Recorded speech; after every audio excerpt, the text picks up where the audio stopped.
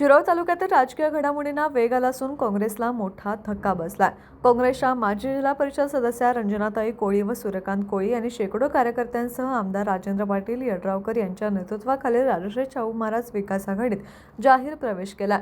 या प्रवेशामुळे आगामी जिल्हा परिषद व पंचायत समिती निवडणुकांच्या पार्श्वभूमीवर तालुक्यातील राजकीय समीकरणे बदलण्याची शक्यता व्यक्त केली जात आहे। रंजनाताई कोळी व सूर्यकांत कोळी यांनी अनेक वर्ष काँग्रेस पक्षात सक्रियपणे कार्य केले आहे। संघटन बांधणी, निवडणूक प्रचार तसेच विविध सामाजिक उपक्रमांमधून त्यांनी आपली वेगळी ओळख निर्माण केली होती। मात्र सध्याच्या राजकीय परिस्थितीत विकासाला प्राधान्य देणाऱ्या नेतृत्वासोबत राहणे गरजेचे असल्याची भूमिका घेत त्यांनी राजश्री शाहू विकास आघाडीत प्रवेश केल्याचं स्पष्ट केलं। प्रवेश प्रसंगी बोलताना रंजनाताई कोळी म्हणाल्या, आमदार राजेंद्र पाटील यड्रावकर यांच्या माध्यमातून शिरोळ तालुक्यात रस्ते, पाणीपुरवठा, आरोग्य, शिक्षण व शेतीपूरक योजनांच्या माध्यमातून मोठ्या प्रमाणात विकास कामे सुरू आहेत।